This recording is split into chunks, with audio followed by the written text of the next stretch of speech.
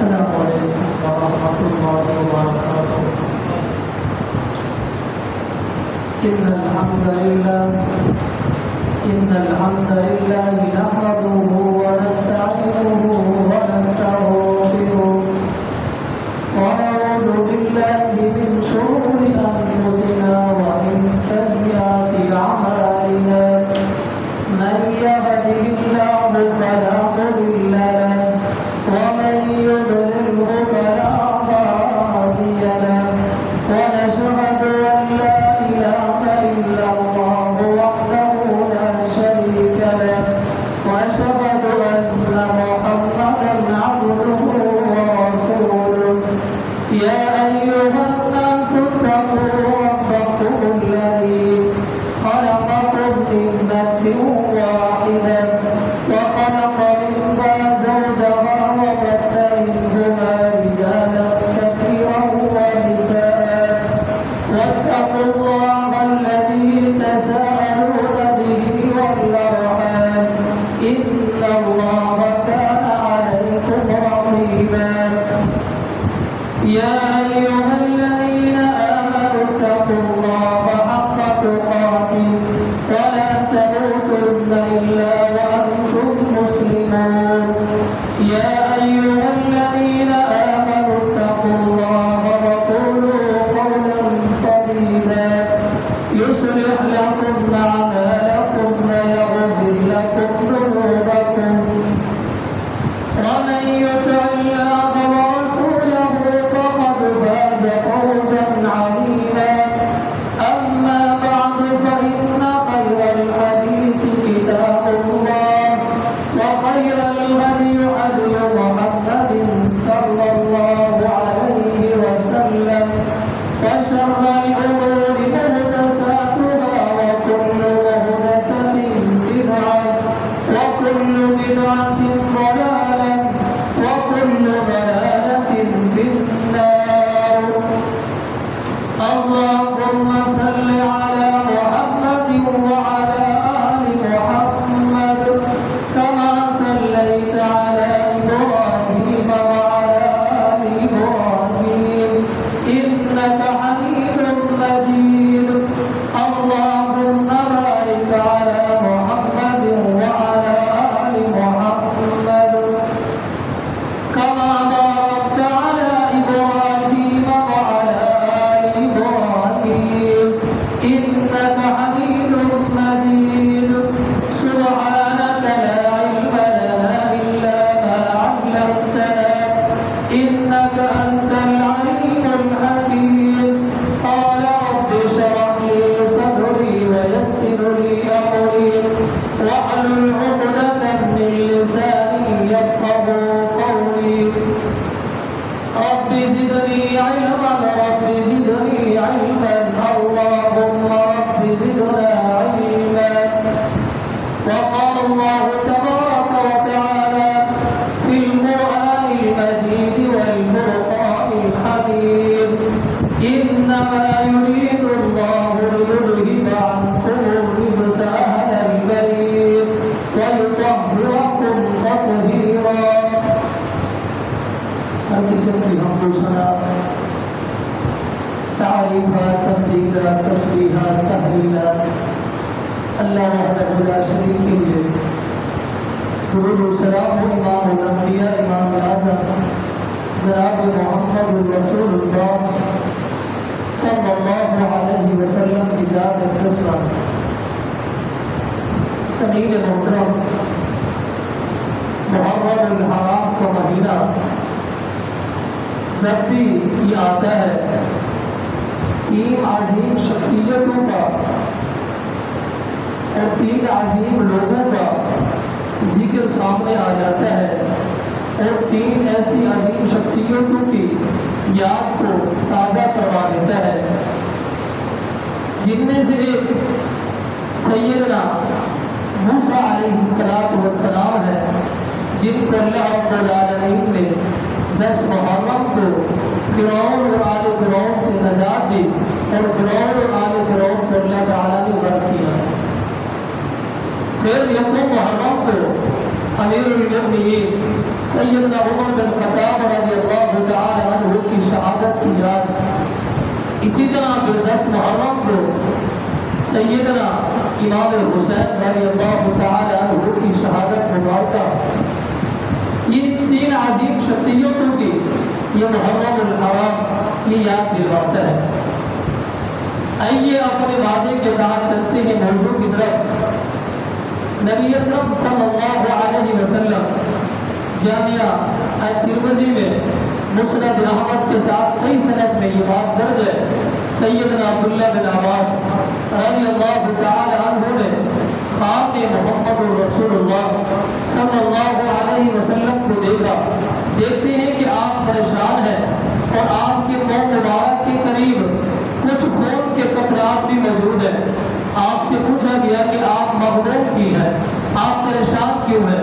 تو آپ نے بتایا کہ مجھے اللہ رب العالمین نے اس بات کی خبر دی ہے کہ آپ کے نواسہ سیدنا حسین رضی اللہ تعالی عنہ کو فرات کے کنارے پہ شہید کر دیا گیا. پھر دوسری حدیث کی طرف دیکھیں, وہ بھی مسند احمد کے اندر یہ درج ہے. سیدنا علی مرتضیٰ رضی اللہ تعالی عنہ جنگ صفین کے موقع پہ عبداللہ تابی رحمہ اللہ تعالی فرماتی ہیں, ہم دریائے فرات کے کنارے پہ چل رہے تھے, جنگ صفین کا موقع تھا. میں شیر خدا کے لیے پانی وضو کے لیے لے کے آیا تو آپ نے مجھے فرمایا کہ اے عبداللہ تابی رحمہ اللہ تعالی, یہی وہ نین وہاں کا مقام ہے, یہ فرات کا مقام ہے جہاں محمد رسول اللہ صلی اللہ علیہ وسلم نے یہ خبر دی تھی جب آپ سید ام سلمہ رضی اللہ تعالی عنہا کے گھر میں آپ موجود تھے اور آپ پریشان تھے. میں نے پوچھا پریشانی کی وجہ کیا ہے؟ آپ نے بتایا کہ اللہ رب العالمین کی طرف سے یہ پیغام ملا ہے کہ آپ کے نواسہ سیدنا حسین رضی اللہ تعالی عنہ کو دریائے فرات کے کنارے پہ نینوا کے مقام پہ شہید کر دیا جائے گا. سیدنا علی مرتضیٰ رضی اللہ تعالی عنہ فرماتی ہے, مجھے اس خبر سے یہ پتہ چلتا ہے, معلوم ہوتا ہے یہی وہ نینوا کا مقام ہے, یہ دریائے فرات کا یہ کنارہ ہے جہاں میرے بیٹے حسین رضی اللہ تعالی عنہ کو لوگ شہید کر دیں گے. اسی طرح آگے چلیے دیکھیے, صحیح بخاری کے اندر یہ بات درج ہے. نبی اکرم صلی اللہ علیہ وسلم کا فرمان ہے, آپ نے فرمایا کہ میں اپنی امت کی ہلاکت اور بربادی کا سبب ان نوجوان جو قریش کے نوجوان یعنی حکمران بنیں گے ان کے ہاتھوں میں اپنی امت کی ہلاکت اور بربادی کا سبب دیکھ رہا ہوں. پھر یہ حدیث صحیح بخاری کے اندر درج ہے. آپ نے فرمایا کہ سن 70 ہجری کے آغاز میں آپ پناہ مانگے, 61 62 63 ہجری کے آغاز میں آپ پناہ مانگے. اس وقت قریش کے نوجوان یعنی حکمران بنیں گے, ان کی حکمرانی میں ان کے ہاتھوں میں اپنی امت کی ہلاکت اور بربادی کا میں سبب دیکھ رہا ہوں. یہ ساری کی ساری مرفوعات حدیثوں کو سامنے رکھ کے میں شہادت حسین کی طرف آؤں گا. ان مرفوعات حدیثوں کو سامنے رکھ کے یہاں سے یہ بات معلوم ہوتی ہے, یہ خبر صادر ہوتی ہے اور یہ بات واضح ہوتی ہے. سیدنا حسین رضی اللہ تعالیٰ عنہ کو کلمہ گو مسلمان شہید کر دیں گے اور نینوا کا مقام ہوگا, دریائے فرات کا کنارہ ہوگا, کیونکہ یہ خبر نبوت کی زبان مبارک سے یہ جاری ہو چکی ہے. آپ دیکھیں, اندازہ لگائیں کہ یہ سیدنا حسین رضی اللہ تعالیٰ عنہ کی شہادت, جس طرح آپ کی شہادت اور امیر المؤمنین کی شہادت, علی مرتضیٰ کی شہادت, عثمان غنی رضی اللہ تعالیٰ عنہ کی شہادت برحق ہے, اسی طرح سیدنا حسین کی شہادت بھی برحق ہے رضی اللہ تعالیٰ عنہ.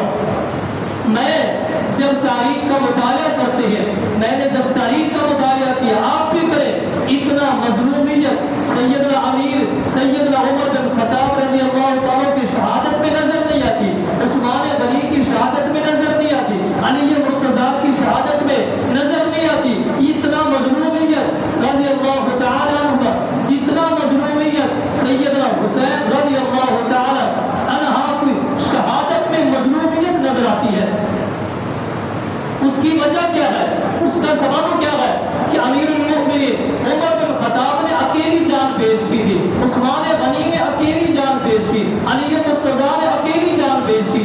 یہاں اتنا مظلومیت نہیں ہے, مظلومیت ضرور ہے لیکن اس قدر نہیں ہے جہاں سیدنا حسین رضی اللہ تعالیٰ عنہ کی شہادت میں مظلومیت ہے. آپ نے اکیلی جان پیش نہیں کی, بچوں کی جان بھی, خواتین بھی ہے اور دیگر ساتھی بھی ہے, نہتے تھے, کچھ اسلحہ نہیں ہے, کچھ بھی نہیں ہے, جنگ کا ارادہ نہیں ہے اور جنگ کے ارادے سے مکہ سے نکلے ہی نہیں ہے, بالکل صلح کا ارادہ اور ملنے کے ارادے سے نکلے. یہاں اس قدر مظلومیت نظر آتی ہے, بچوں کو بھی شہید کر دیا. اگر تاریخ کا مطالعہ کرے کتنی جنگیں ہوئی, اتنے کفار کے ساتھ بھی جنگیں ہوئی, لیکن جنگوں کا بھی اصول تھا, جنگوں کا بھی دستور تھا. کچھ ان کے قوانین تھے, جہاں بچوں کو دور رکھا جاتا, جہاں خواتین کو دور رکھا جاتا. یہاں تو کلمہ گو کوفیوں نے سارے حد ہی کراس کر دیے اور سارے اصول ہی توڑ دیے, سارے قانون ہی توڑ دیے. اس قدر اس سیدنا حسین رضی اللہ تعالیٰ کی شہادت میں مظلومیت ہے. آئیے آگے چلیے دیکھیے, سیدنا حسین رضی اللہ تعالیٰ عنہ اب مدینہ سے مکہ جاتے ہیں. مکہ جب آپ داخل ہوتی ہیں, کوفیوں کو پتہ چلتا ہے, کوفی وہاں سے ایک کے بعد دوسرا, ایک کے بعد دیگرے خطوط بھیجنا شروع کر دیتے ہیں. خطوط کے اوپر ایک ہی جملہ لکھا ہوا ہے, اے حسین رضی اللہ تعالیٰ عنہ ہمارے پاس آ جائے. کوئی لیڈر نہیں ہے, کوئی امیر نہیں ہے, ہمارے پاس آ جائے. ہم آپ کے ہاتھ پہ بیعت کرنا چاہتے ہیں, آپ کو اپنا لیڈر بنانا چاہتے ہیں. ہم آپ کے والد سیدنا علی مرتضیٰ اور سیدنا حسن رضی اللہ تعالیٰ کے دوست ہیں, ان سے محبت کرنے والے, آپ آ جائیں, ہم آپ کے ہاتھ پہ بیعت کرنے کے لیے تیار ہیں. یہ کے بعد دیگر خطوط آتے رہے. امام ابن تیمیہ رحمہ اللہ تعالیٰ نے اپنی فتاویٰ میں لکھا ہے کہ ایک خط کی خطوطوں کی بوری بھر گئی تھی. دوسری روایت میں آتا ہے صندوق بھر گئی تھی. ایک روایت میں آتے 18,000 خطوط کوفیوں نے بھیج دیے. اب ہمارے پاس ہے, ہم آپ کے ہاتھ میں بیعت کرنے کے لیے تیار. سیدنا حسین رضی اللہ تعالیٰ نے یہ فیصلہ کر لیا, اب آپ اپنا حسینی لشکر لے کے آپ کوفے کی طرف جا رہی ہے. حالات کا جائزہ لینے کے لیے آپ نے اپنے چچا زاد بھائی مسلم بن عقیل رحمہ اللہ تعالیٰ کو بھیجا, جو سیدنا علی مرتضیٰ کے 10 سال بڑے بھائی سیدنا عقیل تھے. ان کے بیٹے مسلم بن عقیل کو حالات کا جائزہ لینے کے لیے بھیجتے ہیں. یہاں پہ آپ نے نقطوں کو بھی غور کرنا ہے, جہاں سیدنا حسین رضی اللہ تعالیٰ کی شہادت سے ہمیں کچھ سبق ملتا ہے, ان نقطوں کو غور کرنا ہے. یہاں پہ یہ بات بھی سمجھ آتی ہے کہ عالم الغیب صرف اللہ تعالیٰ کی ذات ہے, عالم الغیب صرف اللہ تعالیٰ کی ذات ہے. کبھی تو سیدنا حسین رضی اللہ تعالیٰ نے حالات کا جائزہ لینے کے لیے اپنے چچے زاد بھائی مسلم بن عقیل کو بھیجا. پتہ چلتا ہے کہ عالم الغیب اللہ تعالیٰ کی ذات ہے. مسلم بن عقیل رحمہ اللہ تعالیٰ کوفے میں داخل ہوتے ہیں. جیسے کوفے میں داخل ہوتے ہیں, کوفے کے لوگ دڑ آتے ہیں, آپ کے ہاتھ پہ سیدنا حسین کے نام پہ بیعت کرتے ہیں. ایک روایت میں آتا ہے 40,000 کے قریب کوفیوں نے بیعت کی. دوسری روایت میں آتا ہے 32,000 اور ایک روایت میں 18,000 اور ایک روایت میں 4,000. مختلف روایتیں آتی ہیں, لیکن تقریباً 40,000 کے قریب کوفیوں نے مسلم بن عقیل اور امام حسین کے نام کے اوپر بیعت کر لی ہے. جیسے بیعت کی, وہاں شام میں یہ خبر پہنچتی ہے کہ آپ کے لیے کوفے میں حالات سازگار نہیں رہے, اور شام سے ایک آرڈر جاری ہوتا ہے, ایک لیٹر آتا ہے جو کہ بصرہ میں داخل ہوتا ہے. بصرہ کا جو گورنر ہے عبداللہ بن زیاد ابن زیاد, اس کو یہ لیٹر ملتا ہے اور اس کے اوپر لکھا ہوتا ہے کہ آپ کو دوری گورنری دے کے بھیج رہا ہوں. بصرے کے بھی آپ گورنر ہیں اور کوفے کے بھی آپ گورنر ہیں, اور یہ لیٹر لے جائے جو پہلے سے کوفے کا گورنر سیدنا نعمان بن بشیر ہے رضی اللہ تعالیٰ عنہ, انہیں معزولی کی آرڈر پہنچا دے اور دونوں ان کی علاقوں کی گورنری آپ سنبھال لیں. یہ ابن زیاد درندہ انسان, یہ صفاق انسان, یہ بڑا ظالم انسان وہیں سے چلتا ہوا یہ کوفے میں داخل ہوتا ہے. ابن زیاد اپنے ساتھ تقریباً 18 کے قریب یا اس سے زیادہ اپنے ساتھ لوگوں کو کوفے میں یہ داخل ہوتا ہے, لے کے آتا ہے. اس وقت داخل ہوتا ہے جب کوفے کی گلی گلی سے اور کوفے کے ہر ایک گھر سے یہ آواز پیدا ہو رہی تھی کہ حسین زندہ باد, ہم حسین کے ساتھ ہیں رضی اللہ تعالیٰ عنہ. ابن زیاد داخل ہوتا ہے اور اپنے ایوان میں داخل ہوتا ہے, گورنر ہاؤس میں داخل ہوتا ہے, حالات کا جائزہ لیتا ہے اور گورنری کو سنبھال لیتا ہے اور یہ پتہ کرواتا ہے, معلوم کرواتا ہے. جتنا واقعہ میں آپ کو بتا کہوں گا ان میں سے چند ایک حدیثوں کے حوالے یا تاریخ کے حوالے اگر آپ کو دے دوں تو کافیہ، اگر نہیں تو چند ایک کتابوں کو جمع کر کے ان کا ایک خلاصہ میں آپ کے سامنے پیش کر رہا ہوں۔ آپ دیکھیں معلوم کرتا ہے مسلم بن عقیل کہا ہے، آپ کو بتایا گیا ابن زیاد کو خبر دی گئی ہانی بن عروہ کے گھر مسلم بن عقیل موجود ہے، اور ہانی بن عروہ کو بلایا ابن زیاد نے ایوان میں گورنر ہاؤس میں بلانے کے بعد کہا مسلم بن عقیل آپ کے پاس ہے؟ کہا میرے پاس نہیں ہے۔ کہا اسے گرفتار کر لو اور اسے قید کر لو۔ ہانی بن عروہ کو قید کر دیا گیا۔ قید کرنے کے بعد ابن زیاد نے یہ خبر پھیلا دی کہ ہانی بن عروہ کو شہید کر دیا گیا ہے۔ مسلم بن عقیل رحمہ اللہ تعالی باہر نکلتے ہیں، کوفیوں کو اعلان کرتے ہیں اور یہ آواز لگاتے ہیں، اے سیدنا حسین کے اور نام پہ میرے ہاتھ پہ بیعت کرنے والے باہر نکل کے آؤ، تلواریں لے کے آؤ، ابن زیاد کے ساتھ جنگ کرنی ہے، اس کا مقابلہ کرنا ہے۔ کیوں؟ ہانی بن عروہ کو اس نے شہید کر دیا ہے، قتل کر دیا ہے۔ کوفی جتنے بھی یہ ہاتھ پہ بیعت کر چکے تھے سارے کے سارے تلواروں کو لہراتے ہوئے باہر نکلتے ہیں۔ مسلم بن عقیل رحمہ اللہ تعالی ان کوفیوں کو جو 40,000 کے قریب تقریباً ان کو لے کے ایوان ابن زیاد کا موافقہ کر لیتے ہیں۔ جب وہاں پہنچتے ہیں اندر ابن زیاد کے پاس ہر کوفی قبیلے کا ایک نوجوان موجود ہے، تقریباً 50 کے قریب، ہر ایک سردار موجود ہے، اندر بیٹھ کے ابن زیاد کے ساتھ میٹنگ جاری ہے۔ ابن زیاد کو پتہ چلا، معلوم ہوا، ابن زیاد نے ان سرداروں سے کہا ایوان کی چھت پہ چڑھ جاؤ، جا کے یہ اعلان کر دو، انہیں کہہ دو کہ اپنے گھروں کو واپس لوٹ جائے، ہم مسلم بن عقیل کے ساتھ نہیں ہے، ہم ابن زیاد کے ساتھ ہے۔ یہ سارے باہر نکلتے ہیں، ایوان کی چھت پہ چڑھتے ہیں، اعلان کر دیتے ہیں۔ نماز مغرب کا وقت قریب ہوتا ہے، مسلم بن عقیل رحمہ اللہ تعالی نماز مغرب کی جماعت کرواتے ہیں اور کوفیوں سے کہنے لگے، اے کوفیوں، وفاداری کا ثبوت دینا، آپ نے سیدنا حسین کے نام پہ میرے ہاتھ پہ بیعت کی ہے، وفاداری کا ثبوت دینا۔ لیکن کوفی ایک ایک کر کے پیچھے پلٹ رہے گئے، واپس لوٹ رہے گئے۔ نماز ادا کرنے کے بعد مسلم بن عقیل نے جب سلام پھیرا، نماز مکمل، پیچھے دیکھتی ہی ایک بھی کوفی نہیں، اکیلے بچ گئے، ایک بھی کوفی نہیں ہے۔ مسلم بن عقیل رحمہ اللہ تعالی اب یہاں اپنے آپ کو اکیلا محسوس کرتے ہوئے اور اس انداز میں اس مقام سے اس جگہ سے بھاگے، باہر نکلے، دوڑ لگا رہے ہیں اور کوفے کی گلیوں میں کم گلیوں میں دوڑ لگا رہے ہیں۔ ہر ایک گھرانے سے دستک دیکھ کے آواز لگاتے ہیں، اے کوفیوں، مسلم بن عقیل ہو، پناہ دے دو، چند دن کے بعد چلا جاؤں گا، آپ نے بلایا تھا، ہم آئے ہیں، پناہ دے دو، واپس چلے جائیں گے۔ پہلے گھر کے ڈور کو بند کر دیا، دوسرے گھر کو ایسے چلتے ہوئے مسلم بن عقیل رحمہ اللہ تعالی بے یار و مددگار یہ کوفیوں کی گلیوں میں بھاگ رہے ہیں۔ آگے چلتے ہوئے آخرکار ایک گلی میں پہنچتے ہیں، ایک گھر کے قریب پہنچتے ہیں۔ گھر کے باہر ایک عورت کھڑی ہے، اس کے نام توحا عورت ہے، اور الکافی کے اندر یہ بات درج ہے، یہ توحا عورت اپنے بیٹے بلال کے انتظار میں کھڑی ہوئی ہے۔ میرا بیٹا گھر پہ ہے تو دروازے کو بند کرو، رات کا ٹائم ہے، یہ آرام کرو۔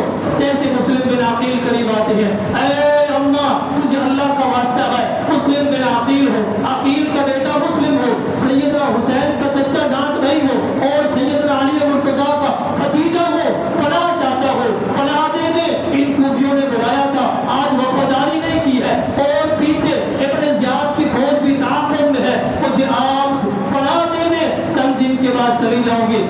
اس عورت کو ترس آیا، اس نے آگے دروازہ کھولا، مسلم بن عقیل کو اندر بٹھا دیا، کمرے میں داخل کر دیا، اور خوشی سے بالا تر ہے اور خوشی سے رہا ہے، کبھی پانی پیش کرتی ہے، کبھی کھانا پیش کرتی ہے، چیزیں پیش کر رہی ہے، اس جذبے کے ساتھ کہ میرے گھر میں نواسہ رسول آیا ہے، اطرت رسول آئی ہے، اس جذبے کے ساتھ خدمت کر رہی ہے۔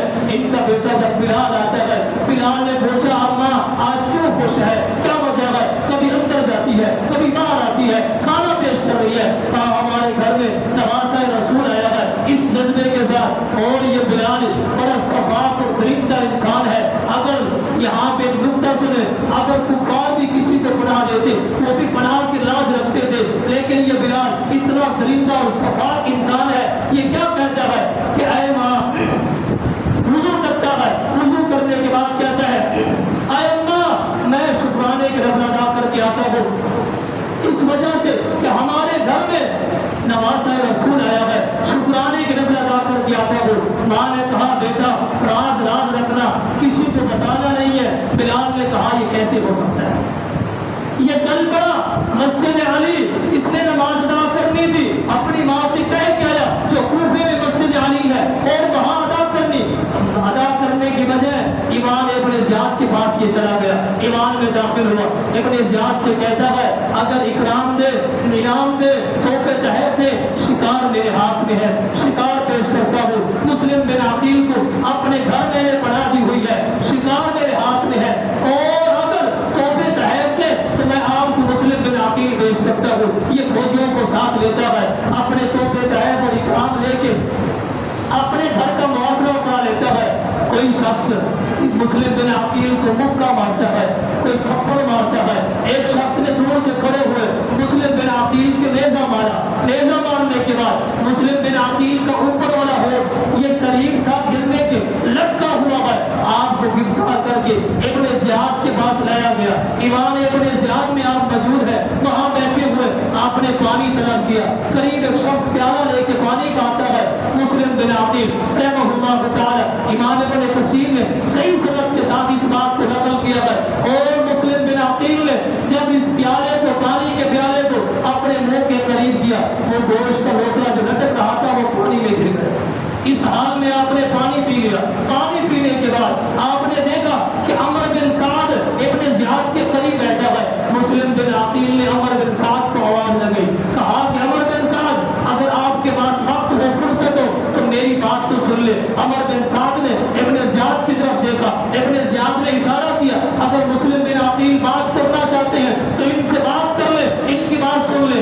عمر بن سعد مسلم بن عقیل کے قریب آتے ہیں رحمہ اللہ تعالی۔ مسلم بن عقیل نے عمر بن سعد کے کان میں تین باتیں کہی۔ تین باتیں کون سی ہیں؟ پہلی بات یہ کہتے ہیں کہ اے عمر بن سعد، میری آپ کے ساتھ کچھ قرابت داری بھی ہے، کچھ رشتہ داری اور تعلق داری بھی ہے۔ جب سے میں کوفے میں آیا ہوں میرے اوپر 700 درہم قرضہ ہو گیا ہے، اللہ آپ کو توفیق دے تو میرا یہ قرضہ ادا کر دینا۔ پھر دوسری بات، یہ صفات اور درندہ انسان ابن زیاد میرا قتل کر دے، میری لاش کو اس سے لے کے بے حرمتی نہیں ہونے دینا اور زمین میں دفن کر دینا۔ تیسری اور آخری بات، یہ اہم بات ہے کہ سیدنا حسین کو میں خط لکھ چکا ہوں۔ چلو کوفے والوں نے آپ کے ہاتھ پہ بیعت کی تو سیدنا مسلم بن عقیل نے خط لکھا تھا ہمارے لیے حالات سازگار ہے، آپ آ جائیں۔ میں سیدنا حسین کو خط لکھ چکا ہوں، آپ دوبارہ خط لکھے اور انہیں پیغام دے کوفے نہ آئے، کوفے نہ آئے، آپ کے حالات سازگار نہیں ہے۔ تینوں باتیں سننے کے بعد ابن زیاد نے عمر بن سعد سے پوچھا مسلم بن عقیل نے کیا کہا؟ تینوں کی تینوں باتیں مسلم بن عقیل کی عمر بن سعد نے ابن زیاد کو بتا دی۔ ابن زیاد کو غصہ آیا، ابن زیاد نے وہیں کھڑے ہوئے اپنے جلاد بکیر بن حمراء کو بلایا، بلانے کے بعد کہا مسلم بن عقیل کو لے لو، حانی بن عروہ جہاں بندہ ہوا ہے اسے بھی لے لو، ان دونوں کو لے کے حانی بن عروہ کی لاش کو چوک کے اوپر لٹکا دینا۔ قتل کرنے کے بعد مسلم بن عقیل کی لاش کے دو حصے کر کے ایوان کی چھت سے اور مکانوں کی چھت سے اور گلیوں کے اندر پھینک دینا۔ یہ بکران حمراء بن بکران یہ مسلم بن عقیل کو اور حانی بن عروہ دونوں کو لیتا ہے، جو ابن زیاد نے حکم دیا ویسے ہی کر لیتا ہے۔ یہاں مسلم بن عقیل رحمہ اللہ تعالی شہید ہو گئے۔ اب دوسری طرف دیکھیں، سیدنا حسین رضی اللہ تعالیٰ نے کو خط ملا ہے، اب وہاں سے چلا ہے حسینی قافلہ لے کے آپ روانہ ہے، چلتے ہوئے آپ کوفہ کے قریب آتے ہیں۔ قریب آتے ہیں جیسے آپ کوفہ کے قریب ہے، عمر بن سعد کا 1000 کا دستہ اور لشکر اپنی فوج کو لے کے سیدنا حسین کے سامنے آ جاتا ہے۔ اے حسین آپ آگے نہیں جا سکتے۔ رضی اللہ تعالیٰ سیدنا حسین نے حالات کا جائزہ لیا، آپ نے حالات کی کیفیت دیکھی کہ میری یہ جان کے طرف آئے ہے اور یہ جنگ کرنے کے لیے، مجھے یہ مارنے کے لیے آپ نے اس وقت عمر بن سعد سے تین باتیں کہی۔ اے عمر بن سعد، میری پہلی بات یہ ہے کہ آپ مجھے کسی اسلامی باڈر پہ جانے دیں۔ عمر بن سعد نے کہا یہ آپ کی شرط منظور نہیں ہے۔ پھر سیدنا حسین نے کہا مجھے واپس مدینہ جانے دیں۔ کہا نہیں ہے۔ تیسری آپ نے کہا مجھے شام یزید کے پاس جانے دے، میں جا کے وہی معاملات خود ہی ٹھیک کر لوں گا، معاملات کے اوپر میں بات کر لوں گا۔ عمر بن سعد کہتا ہے یہ بات آپ کی معمول لگتی ہے، آپ ایسا کریں میں یہ پیغام ابن زیاد کے پاس یہ بھیجتا ہوں، آپ یزید کے پاس جا رہی ہے، جب تک آپ کوفے کے راستے سے جو شام کی طرف جاتا ہے اس کے اوپر آپ چلے، میں ابن زیاد سے معلوم کرتا ہوں، اگر وہاں سے اجازت ملتی ہے تو میں آپ کو یزید کے پاس جانے کی اجازت ہوگا۔ وہاں ابن زیاد کے پاس عمر بن سعد کا خط پہنچا ہے، سیدنا حسین یہ کہہ رہی ہے، یہ اجازت مانگ رہی ہے۔ جیسے خط ایوان میں پڑا گیا اور ابن زیاد کے پاس قریب ہی شمر بیٹھا ہوا ہے، شمر نے کہا اے ابن زیاد تم تو بعد میں آئے ہو، تمہیں تو علم نہیں ہے، اگر یہ شکار آیا ہوا یہ چلا گیا اور یزید کے پاس پہنچ گیا تو ہم نے جو سیدنا حسین کو خطوط لکھے ہیں ہم سب کی یہ گردن جائے گی۔ آپ ایسا کرو سیدنا حسین سے یزید کے نام پہ اپنے ہاتھ میں بیعت لو، اگر نہیں تو ان سے جو ہم نے خطوط لکھے ہیں، خط ان کو لکھے ہیں، وہ سارے کے ساتھ خط محسوس کرو۔ اور ابن زیاد نے شمر کو یہ پیغام دے کے بھیجا جاؤ جو کچھ تم کرنا چاہتے ہو، تمہارا جو ارادہ ہے اور جو تم مجھے مشورہ دے رہے ہو یہ تمہیں سونپتا ہو، جاؤ یہ کام کر کے آؤ۔ تو ہی سے پیغام آتا ہے، اوپر سے سیدنا حسین کا لشکر جا رہا ہے، نیچے سے عمر بن سعد کا پہاڑی بڑی عمر بن سعد کا لشکر جا رہا ہے۔ پیغام آتا ہے عمر بن سعد نے اور شمر نے سیدنا حسین کو بلایا رضی اللہ تعالیٰ عنہ۔ ابن زیاد کی طرف سے یہ پیغام آیا ہے، ابن زیاد نے کہا ہے کہ یزید کے لیے ہمارے ہاتھ پہ بیعت کریں، اور آپ نے فرمایا کہ نہیں یہ نہیں ہو سکتا، میں خود یزید کے پاس جاؤں گا، اگر ایسا نہیں مانتے تو آپ جتنے بھی خطوط ہم نے آپ کو لکھے سارے کے سارے خطوط واپس کریں۔ سیدنا حسین نے کہا یہ بھی نہیں ہو سکتا، شام میں جا کے یہ سارے خطوط نکلیں گے۔ اور سیدنا حسین رضی اللہ تعالیٰ نے جب یہ انکار کیا 7 محرم تک یہ چلتے ہوئے اور کربلا کے مقام پہ آپ پہنچے۔ 7 محرم کو جب آپ وہاں پہنچے اور جب آپ نے ان کی شرط کو قبول نہیں کیا، شمر نے عمر بن سعد سے کہا سیدنا حسین سے کہہ دو جنگ کے لیے تیار ہے، جنگ کے لیے تیار ہے، 7 8 اور 9 10 محرم تک آپ کے لیے خوراک کے کنارے سے پانی کو بند کر دیا۔ تب قاضی ساتھ کے اندر ابن کثیر کے اندر دیگر تاریخ کی کتب کے اندر صحیح سند کے ساتھ یہ بات درج ہے، پانی بند کر دیا۔ سیدنا حسین رضی اللہ تعالیٰ عنہ اب 9 اور 10 کی درمیانی رات آ کے پہنچی ہے۔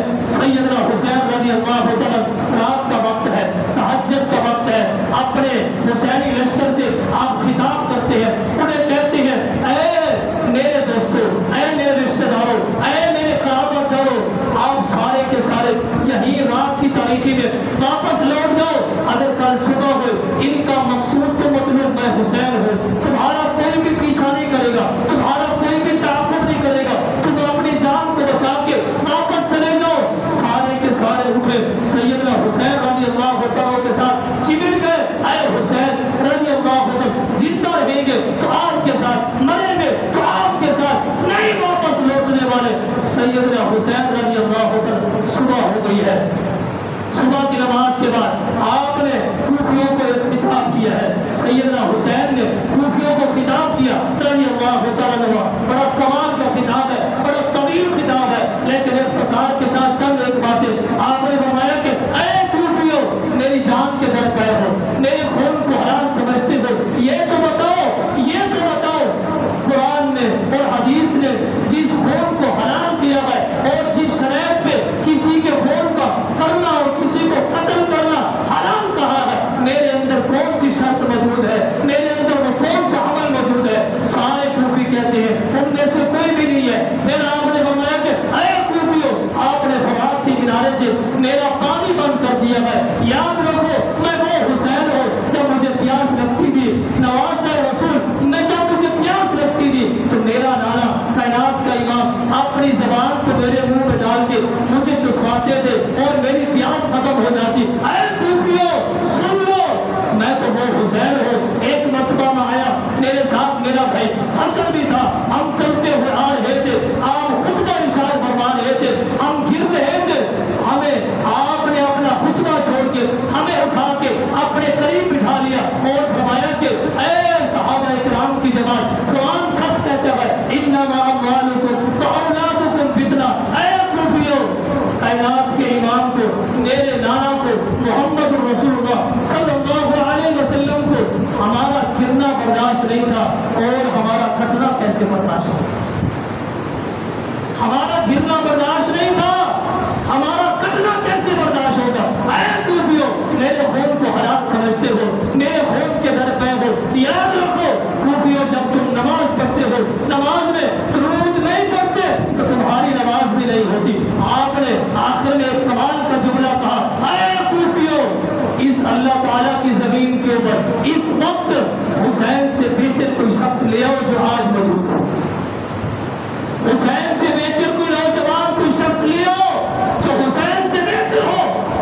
آگے کوفی سارے کے سارے جواب دیتی ہیں، جتنے بھی آپ نے یہ باتیں بتائی، اے حسین تیری شان کا کوئی مقابلہ نہیں ہے، آپ کی عظمت کا مقابلہ نہیں ہے، آپ کے وقار کا مقابلہ نہیں ہے۔ اے حسین، ہماری چاہت یہ ہے، ہماری شرط یہ ہے، خطوط واپس کر دے، یہ یزید کے لیے ہمارے ہاتھ میں بیعت کرے تو ہم آپ کو چھوڑ دیں گے۔ یہ وقت چلتا ہوا آگے چلتا رہا، یہ 10 محرم آ گیا ہے، اور 10 محرم کے یہ دن گزر رہا ہے۔ شمر نے یہ دھاوا موڑ دیا اور عمر بن سعد سے کہا، حملہ کرو اس حسینی قافلے کے اوپر اور ان سے خطوط وصول کر لو اور ان کے نوجوانوں کو شہید کر دو۔ حملہ کرنا شروع کر دیتے ہیں۔ سیدنا حسین رضی اللہ عنہ کے جسے مبارک کے اوپر تاریخ میں آتا ہے، ابن سعد کے اندر 34 کے قریب آپ کو زخم لگے، نیزے لگے 34 کے قریب، اور سارے کے سارے حسینی اپنی جان کو پیش کرتے رہے، اپنی جان کو آگے کرتے رہے۔ سیدنا حسین رضی اللہ عنہ کی جان کو آپ بچاتے رہے، اس کا دفاع کرتے رہے اور شہید ہوتے رہے۔ قریب تھا کوئی بھی کوفی سیدنا حسین رضی اللہ عنہ کے اوپر حوار کرنے کے لیے، اپنی تلوار کو چلانے کے لیے تیار ہی نہیں تھا کہ کیسے میں اپنی تلوار سے حسین کا خون کروں۔ سارے کے سارے کوفی دل کے اندر یہ گھبراہٹ اور خوف بیٹھا ہوا تھا۔ عمر بن سعد نے دیکھا کوئی بھی کوفی آپ کے اوپر تلوار چلانے کے لیے تیار نہیں ہے۔ عمر بن سعد اپنی تلوار کو لیتا ہے، سیدنا حسین رضی اللہ عنہ کے اوپر حملہ کرنے کے لیے اور ان کو قتل کرنے کے لیے آ رہا ہے۔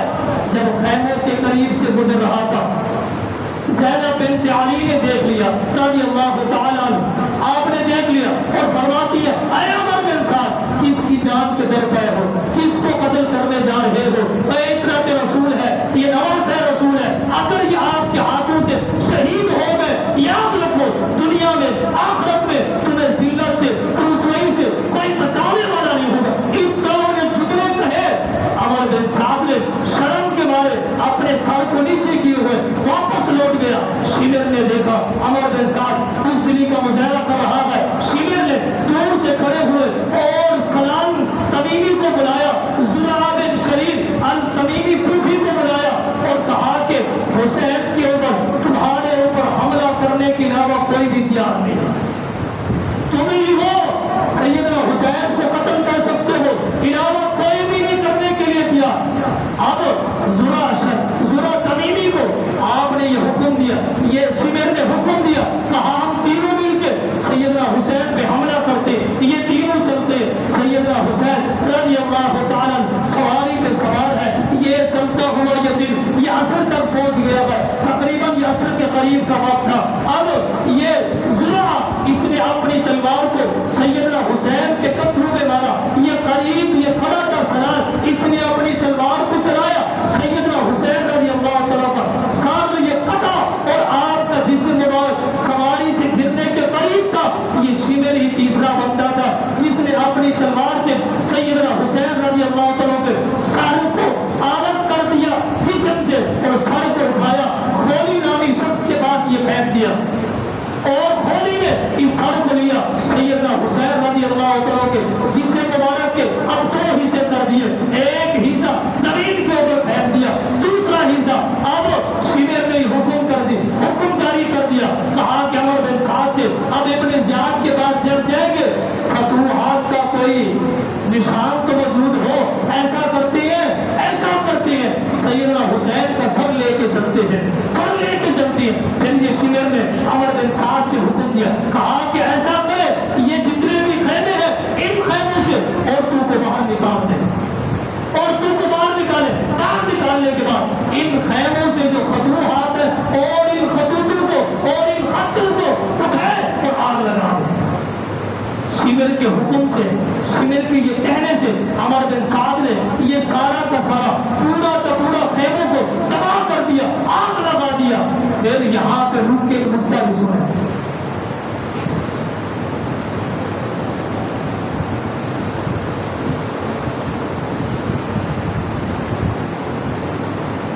اس قافلے میں سیدنا امام زین العابدین رحمہ اللہ تعالی محفوظ ہے، آپ شہید نہیں ہوئے، آپ بچے ہوئے، بیمار کربلا بھی جنہیں کہا جاتا ہے۔ یہاں ایک اہم نکتہ ہے، بڑا اہم نکتہ ہے، قابل غور ہے۔ اللہ رب العالمین نے سیدنا حسین کی نسل کو آگے چلانا تھا، کبھی اللہ رب العالمین نے امام زین العابدین کو اللہ تعالیٰ نے محفوظ رکھا، قتل نہیں ہونے دیا، محفوظ رکھا۔ وجہ کیا ہے؟ وجہ کیا ہے؟ محمد رسول اللہ صلی اللہ علیہ وسلم نے فرمایا تھا ایک وقت آئے گا، امام مہدی آئے گا، وہ امام مہدی میری بیٹی سیدہ فاطمہ کے خاندان سے ہوگا۔ اگر وہیں پہ امام زین العابدین کربلا میں شہید ہو جاتے تو کس سے تمام ہو جاتا؟ امام مہدی کس کی نسل سے؟ کیونکہ نبوت کی زبان سے یہ جاری ہونے والی پیشگوئی اللہ رب العالمین کے حکم سے وہ پوری ہونی تھی، اللہ کو اس انداز میں پوری تھی۔ امام زین العابدین رحمہ اللہ تعالی محفوظ ہے۔ اب شمر نے اور عمر بن سعد نے یہ کام کیا، اب سواری کے اوپر سیدنا حسین کا سر مبارک رکھا اور ساری عورتیں جتنی بھی بچی تھی ان عورتوں کو ساتھ لے لیا۔ اب یہاں اندازہ لگائے یہاں اس قافلے میں اور اس قافلے میں جو ابن زیاد کے بعد 30 میل کا سفر ہے، جو کربلا سے کوفے کی طرف یہ جو سفر ہے یہ تقریباً 30 میل کا یہ سفر ہے۔ 30 میل یہ اتنا بڑا لمبا سفر، سیدنا حسین کا سر بھی سواری کے اوپر رکھا ہوا ہے، خواتین بھی ساتھ چل رہی ہے، آپ کی بیٹی سکینہ بنت حسین بھی ہے، آپ کی بہن زینب بنت علی بھی ہے رضی اللہ تعالی عنہ۔ آپ اندازہ لگائیں ان بیٹیوں کا، ان بہنوں کا جب یہ دیکھتی ہوگی اپنے بھائی کے سر کو سفر کے اندر، جب اپنے باپ کے سر کو یہ بیٹی دیکھتی ہوگی اس کی کیا کیفیت ہوگی، کیا عالم ہوگا۔ یہ ہے شہداء کربلا کا صبر۔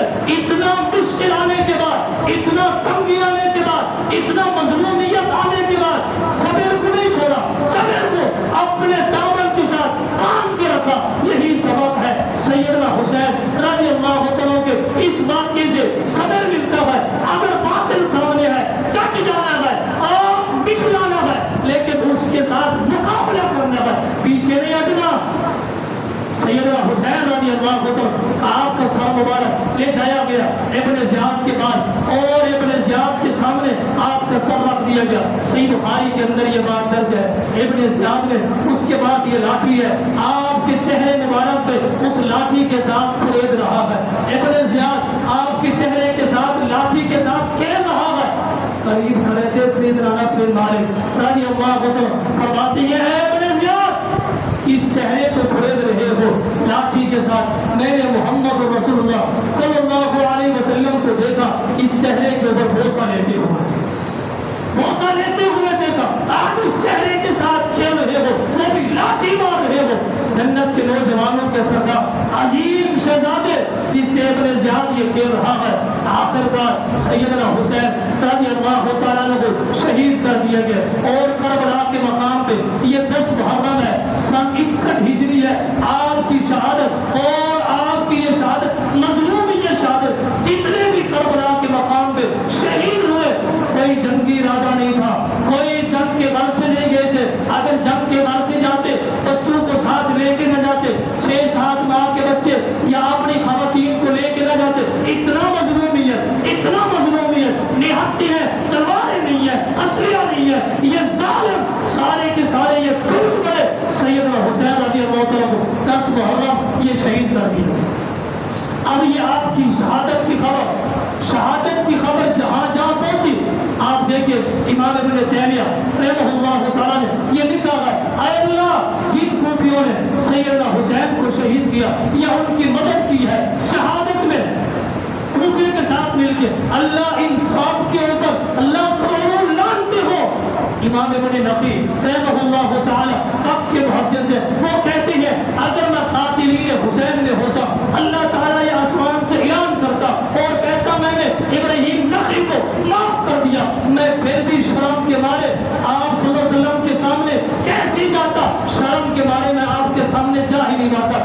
آگے چلیے امام زبیر علی زئی رحمہ اللہ تعالی اب کے محدث گزرے ہیں، وہ لکھتے ہیں اے اللہ جتنے بھی یہ کوفی سیدنا حسین کو شہید کرنے میں انہوں نے مدد کی ہے، یہ شہید کیا ہوا ذرہ برابر بھی ان کا تعاون کیا، اللہ نے ان کی فرض نمازوں کو قبول کرنا، یا اللہ نے ان کی نفلی نمازوں کو قبول کرنا، اللہ ان کے کروڑوں مانتے ہو۔ یہ علماء اہل حدیث، یہ اہل سنت کے علماء، ان کا یہ تاثر اور اہل بیت کے ساتھ اس انداز میں محبت۔ آگے چلیے امہات المؤمنین سیدہ ام سلمہ رضی اللہ تعالی عنہا کے متعلق یہ بات جب یہ خبر مدینہ میں پہنچی، سیدہ ام سلمہ رضی اللہ تعالی عنہ موجود ہے، آپ کو خبر دی گئی اور سیدنا حسین کو کوفیوں میں شہید کر دیا گیا اور آپ کی جان کو ختم کر دیا۔ تو اس میں سیدہ ام سلمہ رضی اللہ عنہ وہی کھڑے ہو کے دعا کرتی ہے اللہ ان کوفیوں کے گھروں کو اور ان کی قبروں کو اللہ آگ سے بھر دے اور ان کی نسلوں کو اللہ تباہ کر دے، اللہ ان سارے کے اوپر کروڑوں لعنتیں ہو اور اللہ قیامت تک ان کے اوپر آگ کو برسا دے۔ یہ ام سلمہ رضی اللہ تعالی عنہا امہات المؤمنین یہ دعا کر رہی ہے ان کے لیے جو قاتلین حسین میں یہ شامل تھے۔ یہ ہماری محبت سیدنا حسین رضی اللہ تعالیٰ کی شہادت جب ام سلمہ نے سنی اور یہ بیہوشی ایک غم کی حالت میں بیہوش ہو گئی، زمین کے اوپر گر جاتی ہے، جب ہوش آتا ہے افاقہ آتا ہے، افاقہ آنے کے بعد کہتی ہے میں نے کچھ ایسی غیبی آوازیں بھی سنی ہے، ایسی آوازیں بھی سنی ہے، جنات کی آوازیں سنی اور زاروں کے بعد سیدنا حسین کی شہادت پہ رو رہے ہیں، جنات کی مدینہ کے اندر رو رہے گئے سیدنا حسین کی شہادت۔ یہ غم اتنا بڑا تھا، یہ ثانیہ اتنا بڑا تھا اور یہ عمیہ اتنا بڑا تھا، اتنا بڑے عظیم شخص کو اور شہزادہ رسول کو جنت کے نوجوانوں کو شہید کر دیا۔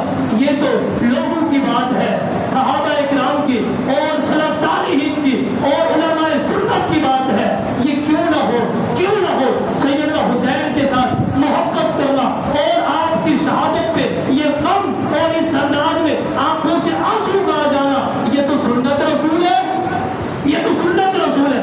جب آپ سیدنا حسین مدینہ میں موجود ہیں، بچے ہیں، چھوٹے بچے ہیں، خون کی حیثیت سے مدینہ میں موجود ہیں، ابھی شہید بھی نہیں ہوئے تھے، جب آپ صلی اللہ علیہ وسلم کو خواب دکھایا گیا، آپ کو خبر دی گئی، آپ کو بتایا گیا کہ آپ کے بیٹے حسین کو رضی اللہ تعالیٰ عنہ کو نینوا کے مقام پہ اور فرات کے کنارے پہ شہید کر دیا گیا، اس وقت آپ کی آنکھوں سے آنسو جاری ہو گئے۔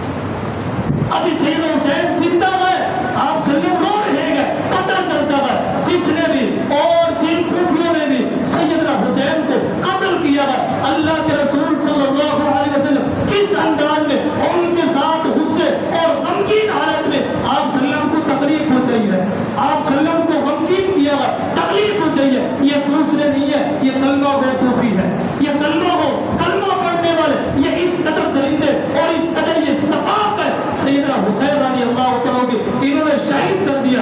ہماری محبت، ہماری الفت، ہماری چاہت اور ہماری زندگی اور ہمارا جینا اور ہمارا مرنا سارا کا سارا اہل بیت کے نام ہے۔ ہماری محبت بھی اہل بیت کے لیے، ہماری الفت بھی اہل بیت کے لیے، ہماری زندگی بھی اہل بیت کے لیے، ہمارا مرنا بھی اہل بیت کے لیے، ہمارا محبت